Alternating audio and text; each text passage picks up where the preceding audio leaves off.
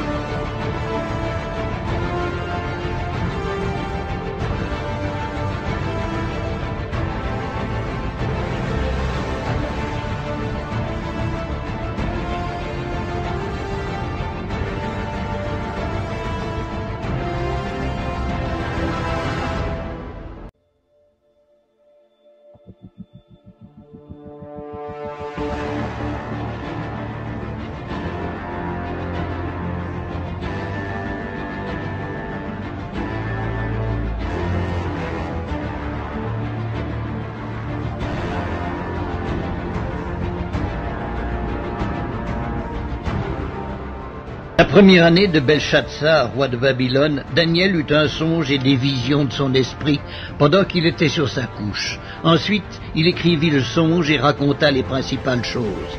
Daniel commença et dit, « Je regardai pendant ma vision nocturne, et voici, les 4 vents des cieux firent irruption sur la grande mer, et 4 grands animaux sortirent de la mer, différents l'un de l'autre.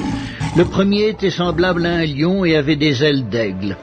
Je regardai jusqu'au moment où ses ailes furent arrachées. Il fut enlevé de terre et mis debout sur ses pieds comme un homme, et un cœur d'homme lui fut donné.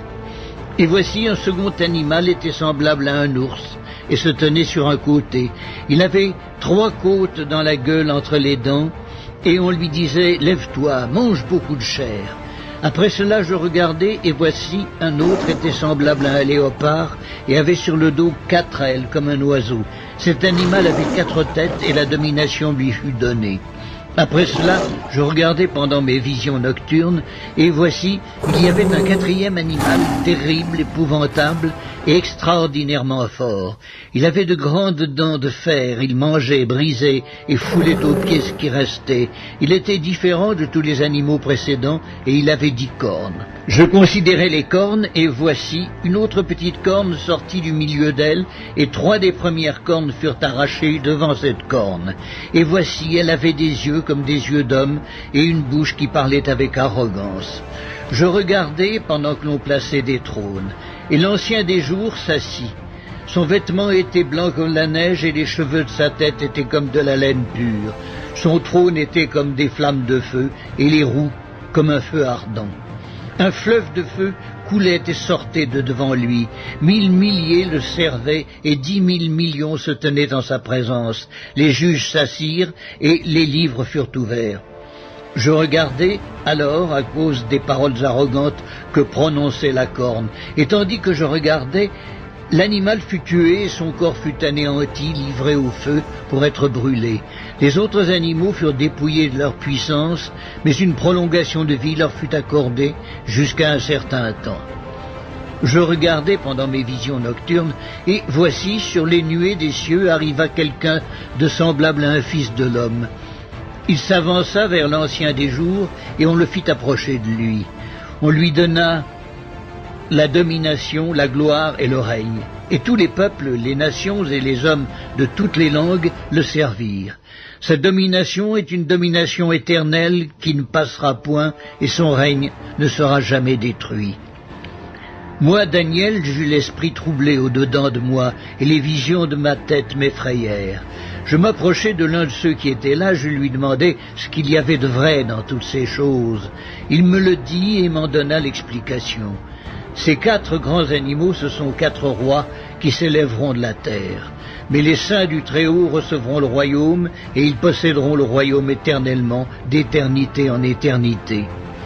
Ensuite, je désirais savoir la vérité sur le 4e animal, qui était différent de tous les autres, extrêmement terrible, qui avait des dents de fer et des ongles d'airain, qui mangeait, brisait et foulait aux pieds tout ce qui restait.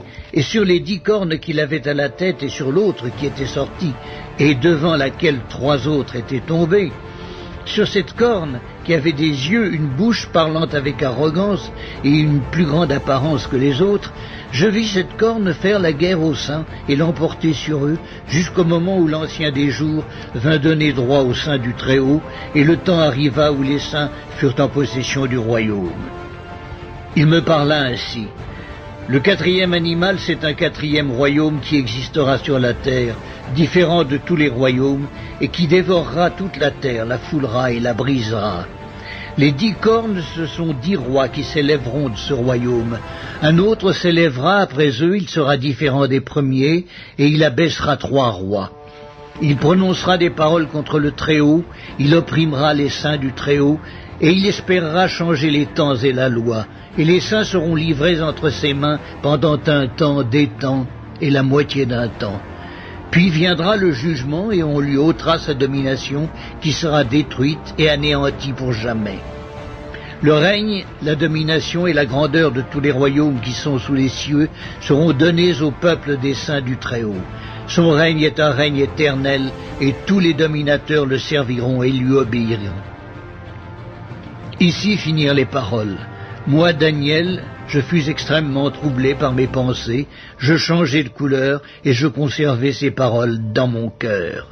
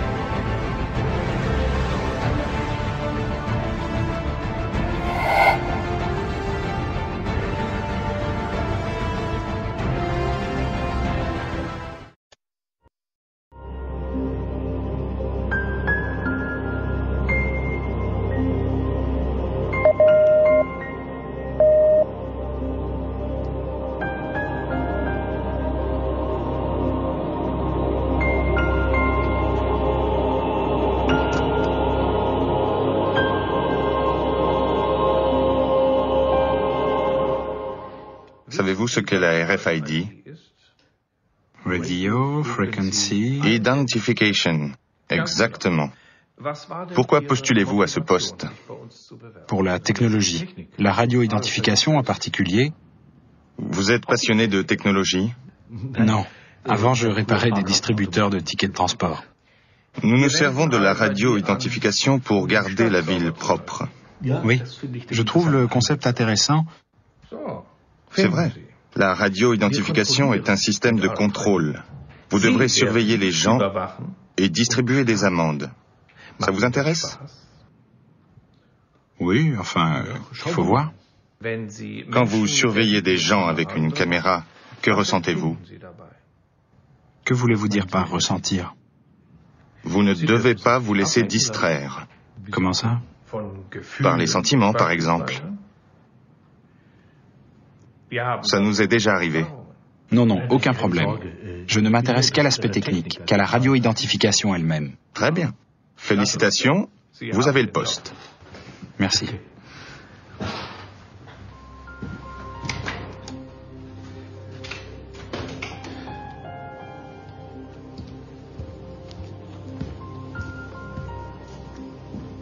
Été 2011. Je fais mes premiers pas dans un secteur technologique très prometteur. Au départ, la radio-identification est une technologie très simple. Il devient naturellement plus facile de contrôler les choses à mesure que de nouvelles technologies apparaissent. Tout devient plus transparent.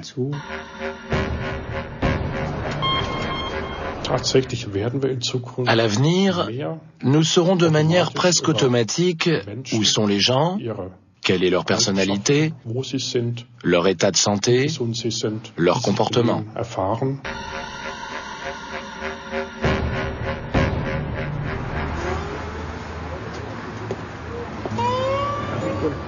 Je voudrais le dernier RFID Magazine. Et une barre de chocolat, s'il vous plaît. 4,20 €.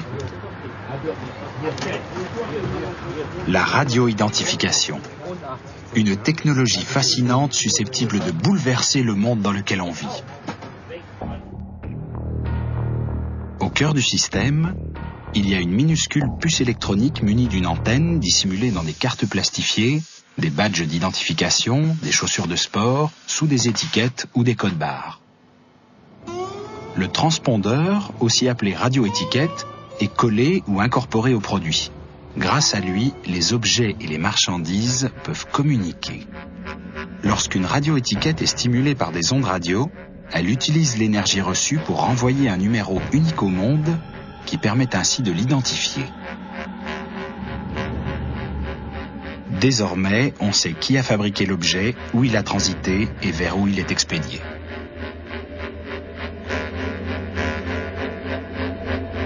La reconnaissance et l'identification se font automatiquement sur toute la chaîne de production, du fabricant au client. Financièrement, c'est un avantage certain. Nous aussi, nous pouvons faire partie des données enregistrées par radioidentification. Pour cela, il suffit de faire des achats. En 2003, un système de sécurité anti-vol commandé par radioétiquette a été testé en Angleterre. Évidemment, l'industrie aimerait que les radioétiquettes se vendent le plus possible et qu'elles aient toutes sortes d'applications, qu'on les incorpore dans les chaussures ou dans les pantalons. J'imagine qu'un jour, les magasins auront à leur entrée non pas le système de sécurité anti-vol qu'on connaît, mais des lecteurs de radioétiquettes. Ainsi, quand on rentrera dans un magasin et qu'on verra une vendeuse, elle nous appellera directement par notre nom. Et ce sera la même chose dans tous les magasins.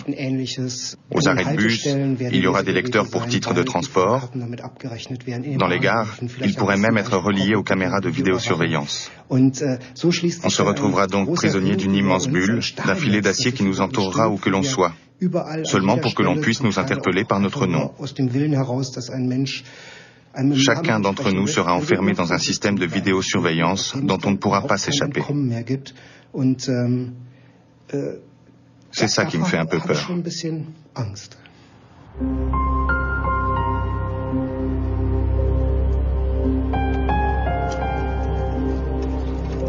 En 2011, on pense pouvoir commencer à utiliser la radioidentification pour attraper les pollueurs, des espaces publics par exemple. Grâce à un lecteur RFID, les propriétaires des emballages jetés par terre peuvent facilement être identifiés.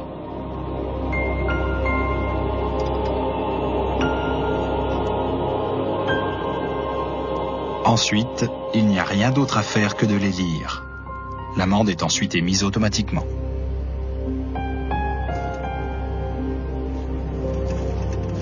En 2011, la radioidentification ne sera pas spécialement nouvelle. Elle sera juste généralisée.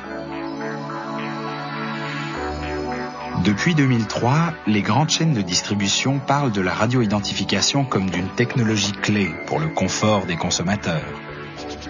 On expérimente alors des caddies équipés de lecteurs électroniques d'achat qui communiquent avec les cartes de fidélité des clients grâce à des ondes radio.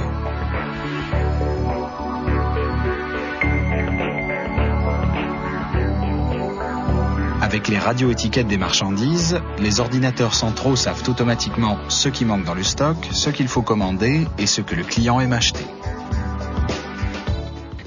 Pour de simples achats comme le café, le thé, le pain, le jus d'orange, peu importe que tout le monde soit au courant. Dans ce cas précis, l'achat n'a aucune importance. Il n'y a rien de secret, rien de confidentiel. Les gens se disent, si ça me permet d'avoir des réductions, je le fais volontiers. Mais pourquoi est-ce un problème que l'ordinateur sache ce que j'achète ? Le problème, ce n'est pas l'achat isolé, mais l'accumulation de ces données au fil des ans. C'est la possibilité de dresser des profils, de combiner ces données à d'autres, et le fait qu'elles peuvent être conservées très très longtemps. Au moment où vous enregistrez ces données, vous ne pouvez pas savoir dans quel cadre elles seront utilisées plus tard. Mais grâce à cela, on perd beaucoup moins de temps à la caisse. Les prix et les articles sont lus automatiquement. La critique qui revient souvent, c'est que la radio-identification rend la clientèle transparente. Mais c'est déjà le cas aujourd'hui, avec n'importe quelle carte de fidélité. On laisse déjà beaucoup d'informations derrière soi qui permettent de dresser des profils. Avec la RFID, ça ne ferait pas une si grande différence.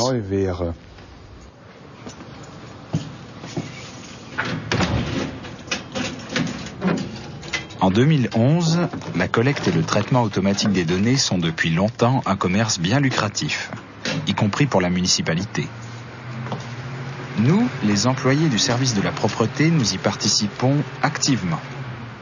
J'ai même déjà fait les frais de ce système. Je me suis collé une contravention à moi-même. J'ai ramassé dans le parc le papier d'emballage d'une barre chocolatée que j'avais achetée et offerte à ma nièce. La radio-identification est devenue le symbole de la surveillance totale. Je trouve que c'est exagéré, car son utilité principale est tout autre.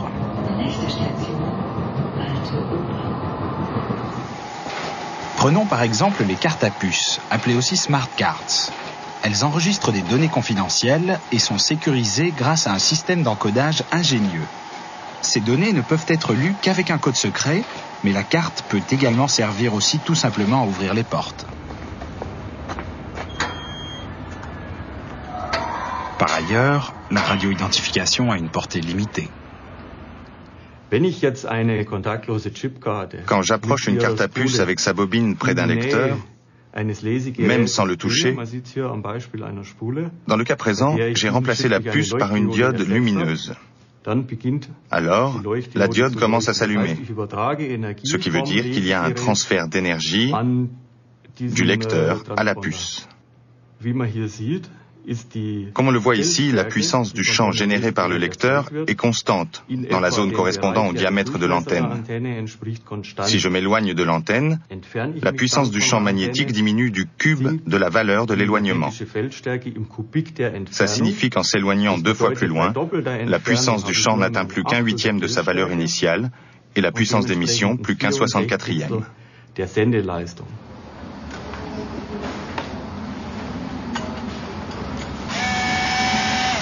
Plus l'émission des données doit s'effectuer à grande portée, plus l'antenne doit être grande.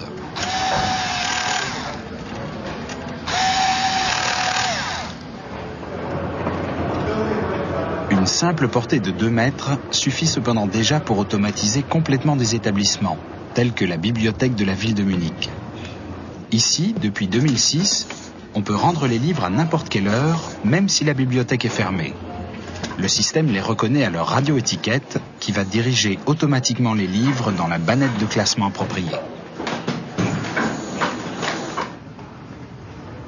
Ce projet de radio-identification adapté à une bibliothèque est le plus grand d'Europe.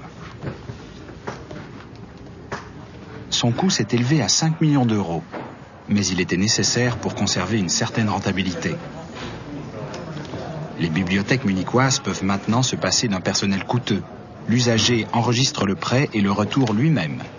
Il pose ses livres sur un lecteur, séparément ou en pile, et ils sont immédiatement saisis dans la banque de données. Cela permet aussi une meilleure sécurité, conséquence directe de la technologie de radio-identification. Les voleurs n'ont aucune chance dans ces nouvelles bibliothèques. Le contrôle à la sortie est efficace à 100%.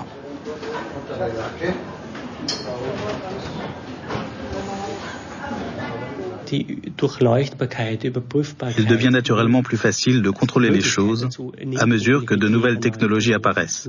Tout devient plus transparent. Ça a commencé avec les péages d'autoroute, les cartes de retrait, les cartes de crédit ou encore la téléphonie mobile. Aujourd'hui déjà, on peut vous pister partout. La nouvelle technologie RFID accentue cet état des choses. La vraie question, c'est pourquoi participons-nous à tout ça? Parce que la vie est bien plus agréable comme ça. Prendre le bus est aussi devenu plus pratique. Le premier projet pilote a débuté à Hanau, non loin de Francfort. Le téléphone portable muni d'une radio-étiquette remplace le ticket de transport. J'aimerais personnaliser mon portable. Je vous le donne. Vous êtes un nouveau client, c'est ça? Est-ce que ça fonctionne tout de suite? Oui, j'entre les données immédiatement et vous pouvez l'utiliser tout de suite. Voilà.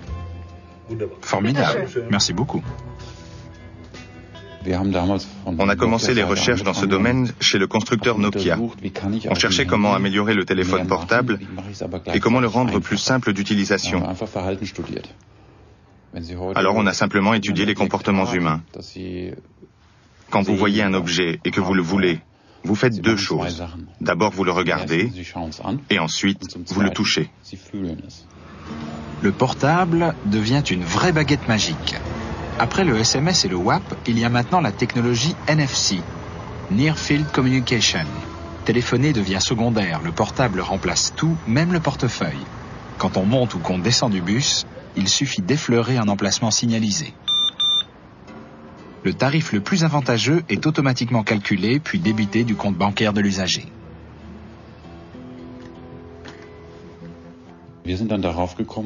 Ensuite, on s'est demandé comment transposer dans un téléphone ce comportement naturel de toucher, de sentir.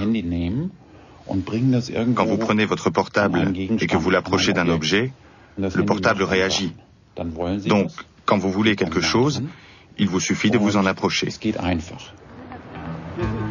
Ticket de transport, carte de crédit, carte de fidélité, carte de santé électronique, tout est regroupé dans le portable. Une puce dissimulée sous une affiche, par exemple, permet de se connecter directement à une page web ou à un service de location. Il suffit de l'effleurer. La réservation se fait directement sur place, plus besoin de se déplacer ou de faire la queue.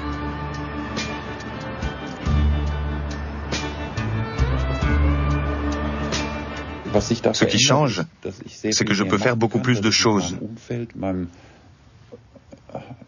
Je peux interagir plus facilement avec mon environnement, avec tout ce qui m'entoure. Je n'ai plus à me demander « qu'est-ce que c'est que cet objet ?» Je n'ai qu'à le toucher et il me donne l'information.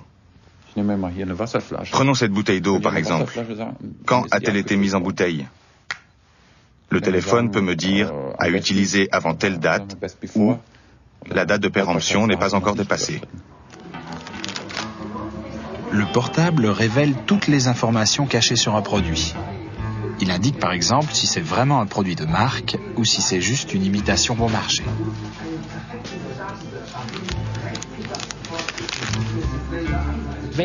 Si chaque produit est équipé d'une puce sécurisée avec des codes d'accès, comme c'est le cas aujourd'hui avec votre carte bleue, alors que vous soyez douanier, pharmacien ou autre, vous n'avez qu'à l'approcher de votre téléphone. Un simple échange d'informations sur Internet permet de vérifier sa qualité et vous saurez si c'est un bon produit ou non. Les mesures anti-contrefaçon et la vérification automatique feront certainement partie des principales applications de la RFID. Et l'Internet des objets rendra tout ça compréhensible pour le consommateur final. L'Internet des objets. C'est ainsi qu'on appelle l'interconnexion mondiale des données et des marchandises. À notre époque où la circulation des biens ne cesse de se développer et de s'étendre, les systèmes économiques ont intérêt à savoir très précisément où se trouvent leurs biens. Mais les bases de données sont de moins en moins capables de fournir des renseignements fiables. On pense contrôler correctement les systèmes de bases de données sur lesquels on travaille. Avec ces bases de données, particulièrement en logistique où elles sont très grandes, on est censé gérer la totalité des articles qui se trouvent dans les magasins ou à l'usine. Mais ces systèmes de gestion fonctionnent à partir de bases de données virtuelles. C'est en fait un monde parfaitement virtuel. Et on le remarque parce qu'on trouve toujours des différences dans les stocks. C'est-à-dire que les mondes réels et virtuels ne correspondent pas du tout. Avec la radio-identification, on peut demander directement aux choses qui se trouvent devant nous ce qu'elles sont, combien elles sont, et le cas échéant, où elles vont et d'où elles viennent. Les conducteurs de poids lourds font passer les palettes pourvues de radioétiquettes à travers le portail de lecture à l'entrée des entrepôts. Le service des entrées de marchandises les enregistre ainsi automatiquement. La radioidentification est utilisée depuis 2006 dans les centres de distribution des grandes sociétés commerciales. Le système indique immédiatement au conducteur du chariot qu'il doit entreposer la palette de pastilles détergentes dans l'allée C, au niveau 4 et à la place 102. Tous les lieux de stockage sont équipés de radioétiquettes. Ici, rien ne se perd.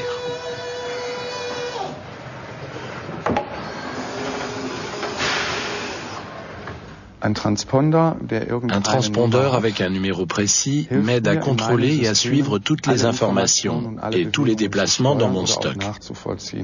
Ce n'est pas très différent du fait de scanner un identifiant sur un code barre qui me permet d'extraire les informations de mon ordinateur. L'avantage de cette technologie, c'est que je suis automatiquement informé quand la marchandise se déplace et quand elle suit le bon chemin. De même, lors de la constitution des commandes à destination d'un supermarché donné, les processus sont de plus en plus automatisés, comme la vérification des marchandises. Le conducteur du chariot reçoit ses commandes dans une oreillette et attribue la marchandise à son chariot grâce à un gant sensitif. Le processus est accéléré, c'est une économie de temps, de travail et d'argent. À la sortie de l'entrepôt, il ne reste plus qu'à lire les numéros de série des chariots avec un appareil de radioidentification portable. Le chariot indique directement s'il est au bon endroit, ce qu'il contient et dans quel supermarché sa marchandise doit être livrée. C'est une révolution pour le monde de la logistique. On place directement les informations dans un objet et grâce à cet objet, on dirige tout le système. Können Sie mir mal sagen, was Sie da mitten auf der Straße machen? Ich bin vom Helpdesk. Sie wollen doch nach Fresno. Fresno, richtig. Hier geht's nach Albuquerque. Woher wissen Sie das alles? Von Ihrer Ladung. Unserer Ladung? RFID, Funketiketten. Damit wissen die Kisten, wo sie hin sollen. Die Kisten wussten, wir sind falsch. Vielleicht sollten die Kisten fahren. Ici, les caisses de marchandises ont même appris à se diriger toutes seules. Nous sommes à Dortmund, à l'Institut Fraunhofer pour la logistique et les flux de marchandises. Les caisses savent elles-mêmes où elles doivent aller et où elles sont attendues. Elles trouvent automatiquement leur chemin jusqu'à la destination prévue.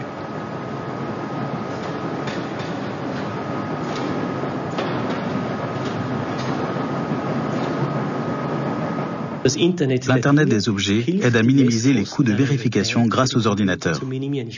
Je n'ai plus besoin d'employés pour vérifier où se trouve une palette, où se trouve une caisse, puisque les ordinateurs peuvent le faire à toute heure et à un coût presque nul. Ça signifie que j'ai une vue d'ensemble bien plus grande, une vision bien plus claire de la situation. Et grâce à ça, on peut proposer de nouveaux services.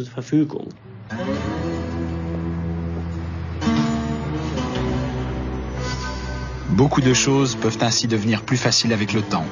Pour faire un envoi, par exemple, il suffirait d'entrer simplement l'adresse du destinataire dans le système informatique de la poste et d'apporter le colis au relais. Et ça fonctionnerait 24 heures sur 24. Tout ça va sans aucun doute devenir indispensable en logistique, et donc aussi pour les partenaires commerciaux, les transporteurs, les entreprises de sous-traitance, etc. Je pense même que les services postaux l'utiliseront. En fait, ce système va se développer partout où une marchandise doit aller de A à B, quel que soit le type de transport. Dans quelques secteurs comme le textile par exemple, et pour certaines catégories d'articles, on pourra certainement installer la radioidentification dans des magasins ou sur des marchés. Ce serait un avantage pour le client et pour nous, pour pouvoir contrôler les processus logistiques de chaque produit. Des vêtements tout neufs qui vont être distribués dans les magasins presque sans intervention humaine. Le trieur de vêtements reconnaît chaque article marqué d'une radioétiquette et l'envoie vers son lieu de destination. Les employés sont rares ici. Voilà notre tringle à vêtements intelligent. En fait, on a intégré une antenne RFID dans la tringle, ce qui permet de voir sur l'écran quels articles s'y trouvent en ce moment. Si je prends cet article et que je vais dans une de nos cabines d'essayage, vous pouvez voir que l'article est reconnu. L'écran indique au client quel article il a choisi, les tailles et les couleurs disponibles, et même d'autres articles qu'il pourrait porter avec ce chemisier. Par exemple ici, la veste rouge ou la jupe rouge. Et vous avez aussi le prix et d'autres informations. Après le choix du vêtement, la démonstration sur le podium virtuel évite la corvée de l'essayage.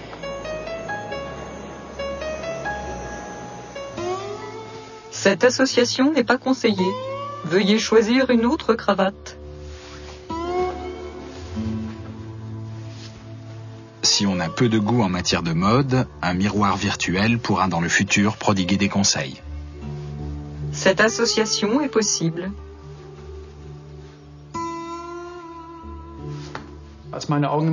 Comme ma vue baissait beaucoup, j'avais toujours besoin de quelqu'un pour me choisir mes vêtements avant de sortir. Le problème, c'était surtout de savoir ce que je pouvais mettre pour aller sur un salon professionnel, ou ce qui était plutôt pour le jardin et la maison.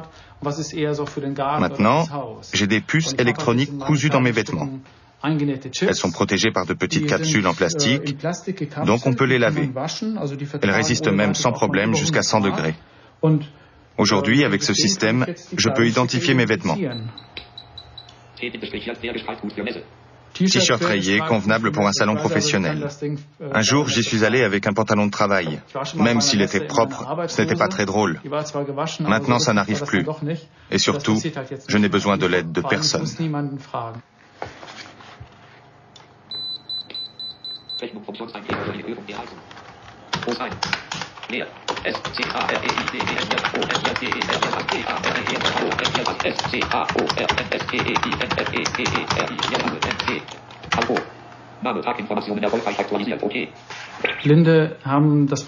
Le problème pour les aveugles, c'est qu'ils ne peuvent pas identifier des objets comme des CD, des livres ou des clés, qui se ressemblent tous au toucher.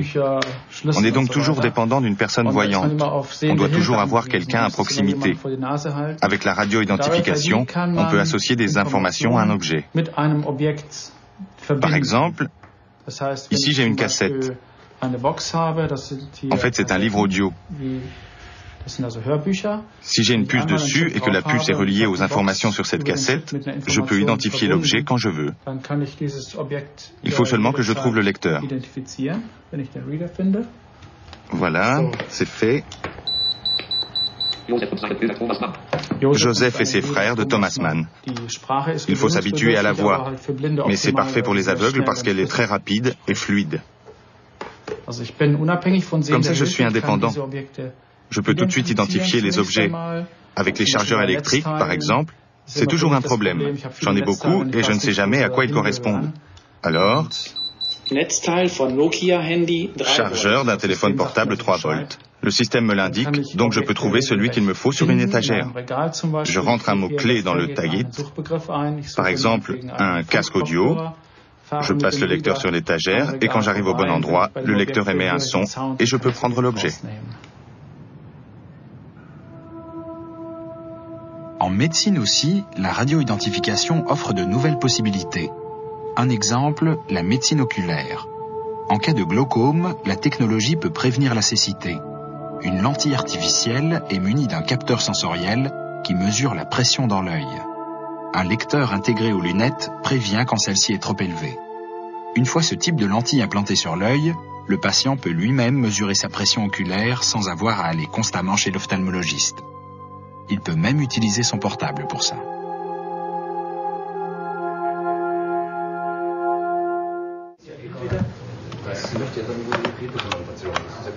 Un autre champ d'application pour la radioidentification, les grands hôpitaux de plus de 1000 lits. Une étude internationale a fait un constat terrifiant. Un patient sur 20 souffre parce qu'on lui a administré un ou des mauvais médicaments par inadvertance, avec souvent de graves conséquences. Pour en finir avec l'erreur humaine, la clinique universitaire de Jena utilise depuis 2007 la radioidentification. Ici, chaque médicament porte une puce RFID qui est lue lors de la composition du traitement dans la pharmacie et comparée à la prescription du médecin. On espère ainsi en finir avec les erreurs.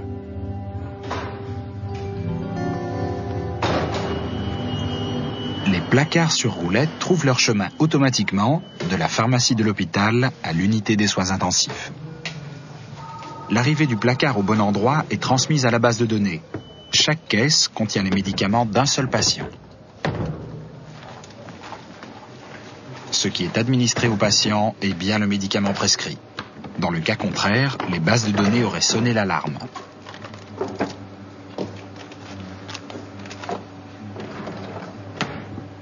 Chaque étape, chaque déplacement du traitement, chaque geste de l'équipe médicale est vérifié par la base de données jusqu'à la délivrance finale des médicaments. L'administration réelle des médicaments et la prescription virtuelle sont synchronisées et contrôlées étape par étape grâce à l'Internet des objets. Dans le milieu hospitalier, on prend bien entendu en considération les coûts très élevés dus à chaque erreur médicamenteuse. Ces coûts se montent à 3 000 € minimum par erreur de médication. Un simple calcul permet de constater rapidement que grâce à la prévention des erreurs médicamenteuses, on économise rapidement les dépenses engagées jusqu'à présent pour réparer ces erreurs. Et cela avant même de parler de la souffrance des patients qui est évitée.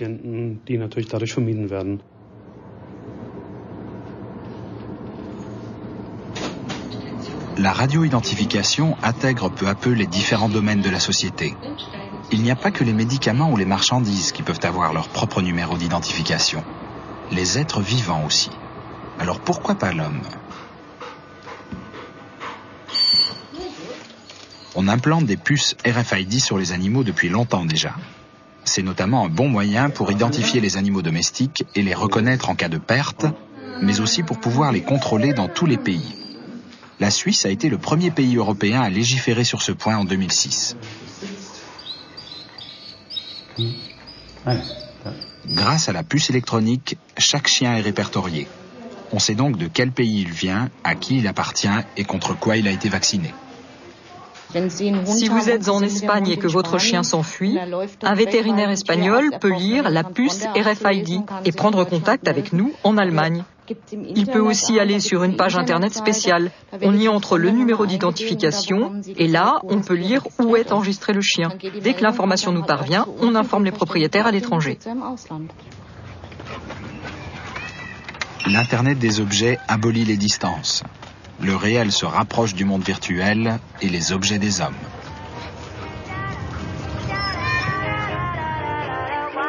Depuis mon embauche au service de la propreté en été 2011, cette interconnexion m'est très utile, surtout au bureau. Mon travail consiste à observer les parcs de la ville et à les garder propres. Petit à petit, je commence à comprendre ce que mon supérieur voulait dire avec son avertissement sur les sentiments. L'Internet des objets ne signifie pas seulement qu'on peut mieux surveiller et punir, mais aussi qu'on peut faire des rencontres et détourner le système.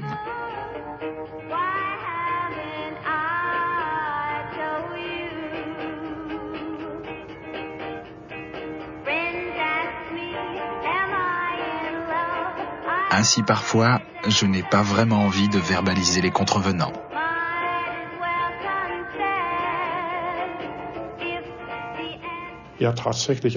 La localisation des personnes constitue effectivement un danger potentiel, mais aussi une chance.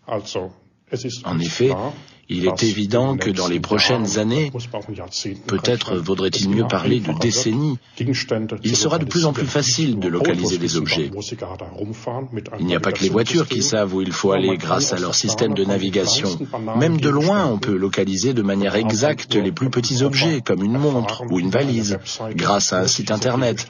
Tout cela sera bientôt techniquement possible. Il est vrai qu'il peut être utile de savoir où court un enfant de 2 ou 3 ans, mais ça peut aussi être potentiellement dangereux, parce qu'on ne réalise pas tout de suite que d'autres personnes peuvent elles aussi localiser un objet de loin. Imaginez qu'avec la radioidentification, les mouvements des gens peuvent être reproduits au centimètre près sur un écran. Pour cela, il faut un transpondeur actif qui envoie des signaux en permanence. Cela veut donc dire que la personne observée sait très bien qu'elle est surveillée et qu'elle est d'accord.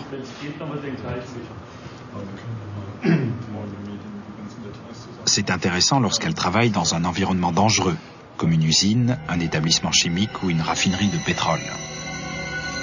Dans les endroits où un malheureux concours de circonstances peut conduire à la catastrophe.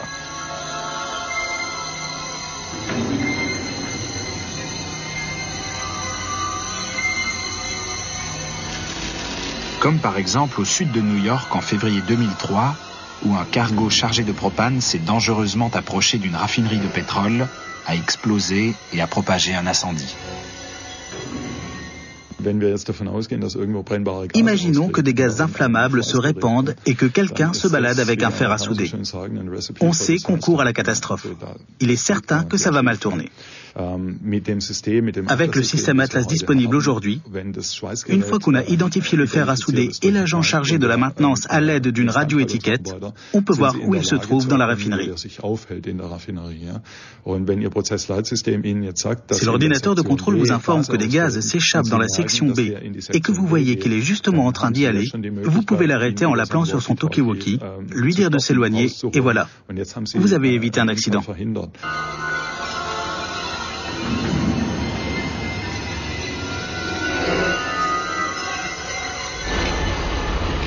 En cas d'incendie, la fumée est le plus grand danger.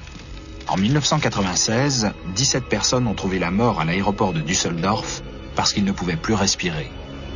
Les clapets coupe-feu, censés empêcher la fumée de se propager, n'ont pas fonctionné. Aujourd'hui, le législateur demande que l'entretien réglementaire des clapets coupe-feu soit documenté sur plusieurs années. L'aéroport de Francfort possède 22 000 de ces clapets. Il faut répertorier tout cela dans des documents, des protocoles et des listes, ce qui est impossible à faire sans erreur. Avec la radioidentification, ce n'est plus un problème. Chaque détecteur de fumée est équipé d'une puce RFID particulièrement résistante. En lisant les informations, on pourra contrôler non seulement les clapets, mais aussi et surtout les personnes chargées de leur entretien. L'employé reçoit du système informatique les instructions sur son ordinateur portable. Les données relatives à l'exécution de cette tâche, ainsi que la date et l'heure, sont immédiatement transmises au système d'information et le travail est alors considéré comme terminé.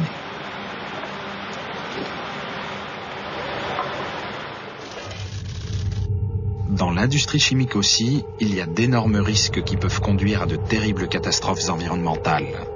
Comme en 1986 avec le désastre de Bâle. 500 tonnes de produits chimiques ont brûlé dans l'entrepôt qui les abritait. 20 tonnes de pesticides se sont retrouvées dans le Rhin à cause de l'eau utilisée pour éteindre le feu. On a longtemps cru que toute vie était anéantie dans le fleuve. Pour stocker de manière plus sûre les produits chimiques et pour éviter les erreurs humaines, on a développé un système basé sur la radioidentification. Pour des raisons de sécurité, certains barils chimiques ne doivent pas être stockés au même endroit que d'autres. Et cela, un simple système de contrôle informatique ne peut pas le garantir. C'est pourquoi il est plus ingénieux d'équiper les barils de puces RFID, afin qu'ils sachent eux-mêmes à côté de quel baril ils peuvent ou non se trouver.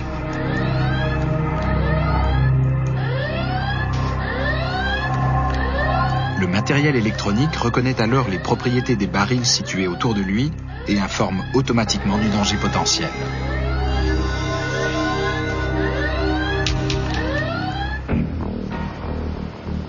Et combien de temps peut-on conserver la viande? 7, 10, 14 jours? Quand devient-elle indigeste, avariée, pourrie? Comment le savoir? C'est sûr, l'utilisation d'une puce RFID permettrait de mieux apprécier sa viande. Grâce à l'Internet des objets, votre portable saurait tout du steak qui est sur la table. Où, quand et par qui l'animal a été abattu, si la chaîne du froid n'a pas été rompue et quel est son degré de maturation. En la matière, le pire ennemi, c'est la viande avariée. Les dates de péremption peuvent être falsifiées, les documents retouchés. Pour une viande fiable à 100%, il faut développer un capteur qui puisse mettre fin aux activités des escrocs. C'est là-dessus que travaillent les chercheurs de l'école polytechnique d'Aix-la-Chapelle. Les scientifiques ont notamment trouvé des protéines qui se décomposent différemment tout au long du processus de maturation. Ils ont eu l'idée d'isoler ces protéines et de les insérer dans une radioétiquette comme instrument de mesure. Ce que nous développons, c'est un système de détection couplé à la radioidentification. Nous n'avons pas associé une radioétiquette à un seul capteur, mais à plusieurs, parce qu'il y a tout simplement plusieurs phases de maturation de la viande. En fait, il y a des phénomènes très précoces et d'autres très tardifs, qu'on ne peut interpréter qu'en observant précisément différents composants de la viande. En fabriquant de tels capteurs, les chercheurs partent du principe que la composition des protéines contenues dans la viande reflète sa qualité. Lors du processus de maturation, les protéines diminuent, certaines lentement, d'autres plus rapidement. Il suffit de les mesurer et de lire les données avec une radioétiquette dotée de plusieurs capteurs.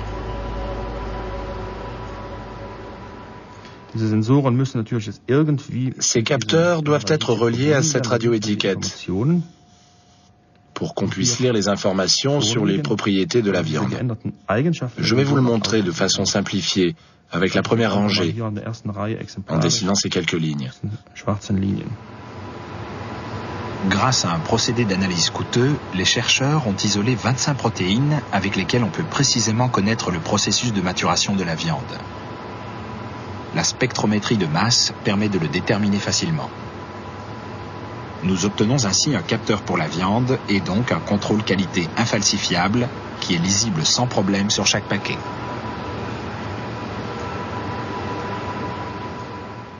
On peut par exemple imaginer que le capteur fournit les informations sur l'état de la viande sans aucun contact extérieur avec celle-ci et de façon lisible pour une tierce personne. Après 3 semaines de travail, j'en sais déjà beaucoup sur la radioidentification. Il est simple de suivre quelqu'un à la trace. La femme du parc avec son chien, par exemple, je l'ai vite retrouvée grâce aux outils de recherche habituels. Elle a son propre site web.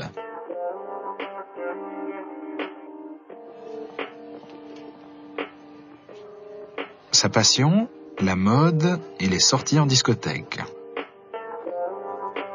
Son lieu préféré, l'ancien QG de la police où elle se rend tous les samedis.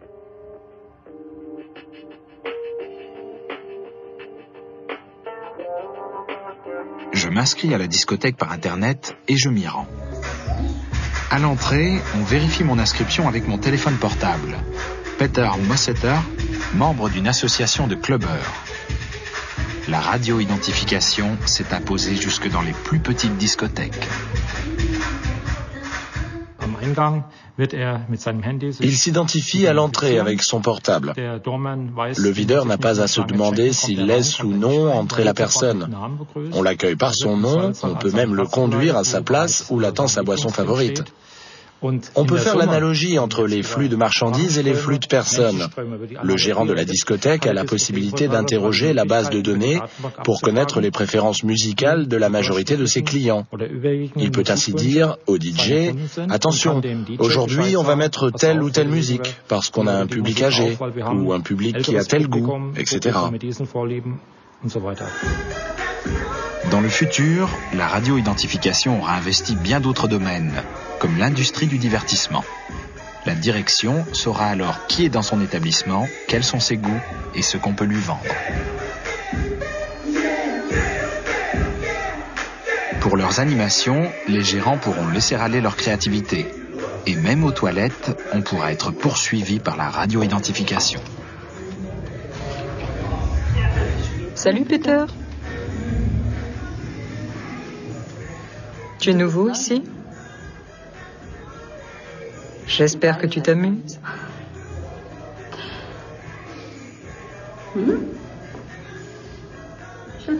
Ça te dirait de boire un verre? Rendez-vous tout à l'heure au bar? À plus tard. Salut.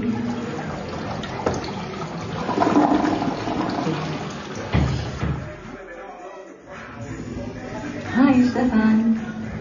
Wie geht's? Ce soir-là, le 10 000e nouvel inscrit de la discothèque gagne un voyage à Ibiza. À ma grande surprise, je suis l'heureux gagnant.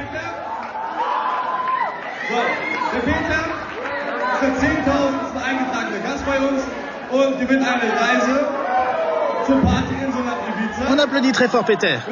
Peter est le 10 000e client à être inscrit chez nous et il gagne un voyage pour Ibiza. L'île de la fête en compagnie de Dina, notre jolie employée. La direction vous souhaite un bon séjour à Ibiza.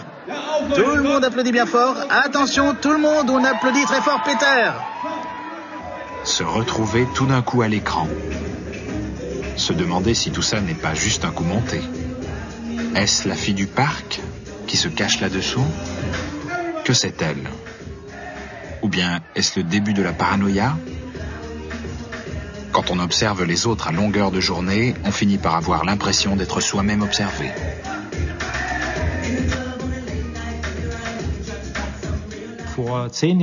Il y a 10 ans, le cocooning faisait fureur. C'est arrivé au même moment que eBay, Yahoo et tous les services logistiques. Le monde était à portée de main. Les futurologues ont alors prédit que les gens s'isoleraient chez eux, qu'ils resteraient à la maison, qu'ils commanderaient et recevraient tout sans frais de livraison. Toutes les branches de l'industrie se sont ruées sur ce concept. Si l'on regarde tout ça aujourd'hui, la radio-identification est pour moi le contraire, c'est-à-dire la possibilité de tout faire en dehors de chez soi. Avec la RFID, vous avez la possibilité de dire en appuyant sur un bouton « Ouais, je suis là, j'aimerais avoir les informations suivantes, j'aimerais partager les informations suivantes, j'aimerais être conduit à tel endroit, j'aimerais recevoir uniquement telle ou telle publicité. » Tout ça est aussi un avantage pour les clients. Il y a encore 5 ans, l'industrie rêvait de pouvoir équiper tous les objets du monde avec des radioétiquettes. Afin de réaliser ce rêve, on compte sur des puces RFID particulièrement bon marché. Les puces de silicium étant bien trop chères, on essaie avec le plastique. Les chercheurs travaillent sans relâche. On prévoit un marché qui se chiffrerait en milliards. Or, les radioétiquettes en polymère ne peuvent fournir qu'1 millième de ce que les puces de silicium peuvent offrir.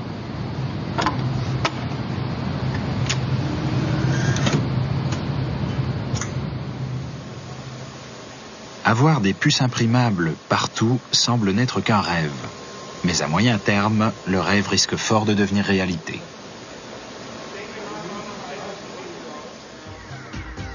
Dans la grande distribution, on commence dès 2004 à équiper certains articles de puces électroniques. C'est depuis ce moment que l'opposition à la radiofréquence est très vigoureuse. Personne ne veut de puces sur les produits. Mais le véritable problème est tout autre. Bien avant l'introduction de la radio-identification, les supermarchés et les magasins discount avaient déjà une vision claire des désirs des consommateurs, car 50% de leurs acheteurs possédaient une carte de fidélité. Ce qui importe n'est pas qu'un produit soit marqué électroniquement, mais que le client révèle son identité avec sa carte de fidélité ou sa carte de paiement.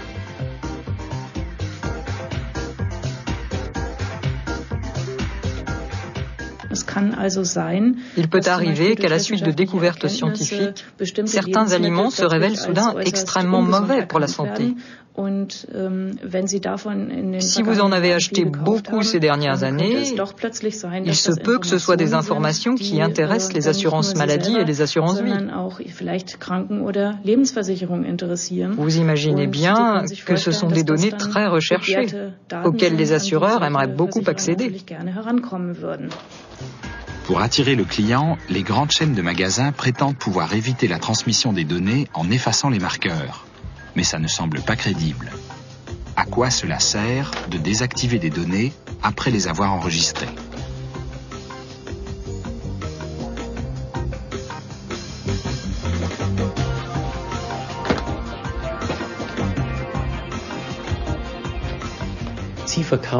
Chaque jour, vous ouvrez un peu plus votre vie privée contre du confort ou de l'argent. Et quand le bénéfice perçu est plus important que le risque encouru, vous êtes ravi et vous en redemandez. Sinon, vous ne téléphoneriez pas avec un portable, vous n'achèteriez rien sur Internet et vous n'utiliseriez pas de carte bancaire. Cet équilibre reste relativement stable. Bonjour. Bonjour. Nous avons cette carte 2 pour le prix d'un et nous voudrions savoir ce que vous avez d'intéressant à nous proposer. Vous avez le choix entre 4 programmes. En premier, nous avons la journée bien-être pour 2 personnes. Ensuite, la cabine climat marin ou le lit de massage subaquatique. Et enfin, la flottaison, qui est une agréable détente en apesanteur. Vous pouvez choisir parmi les 4. Le numéro 3 me paraît très bien. D'accord.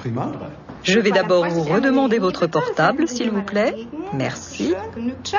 Ensuite, je vous donne les serviettes et la clé. Une pour madame. Une pour monsieur.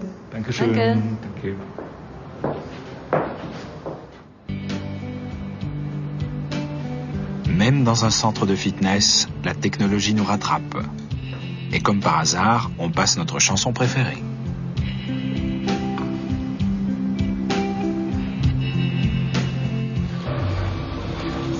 L'Internet des objets se perfectionne d'année en année. Les usines de puces électroniques travaillent 24 heures sur 24, 365 jours par an. Le flux des marchandises se déroule sans anicroche grâce à l'automatisation intelligente. Les délais de production ne sont plus consignés par écrit. Les écrans au-dessus des boîtes de traçage indiquent aux travailleurs les dates des prochaines étapes de production. Avec l'Internet des objets, c'est désormais la production qui commande les hommes et non plus les hommes qui commandent la production.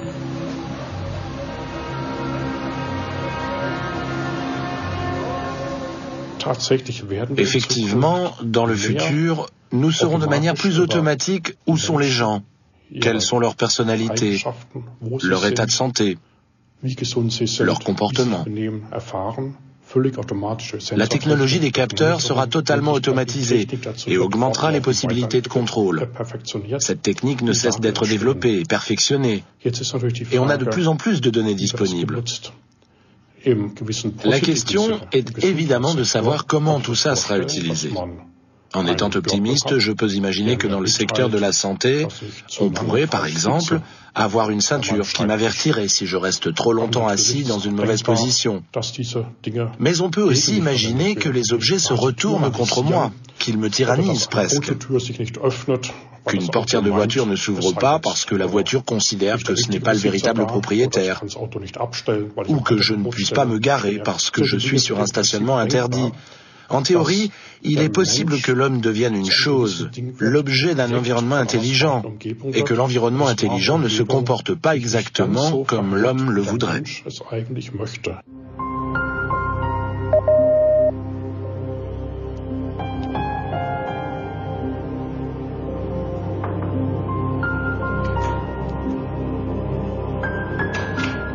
Alors, Monsieur Mosseter, vous travaillez maintenant depuis 4 semaines avec la radio-identification ?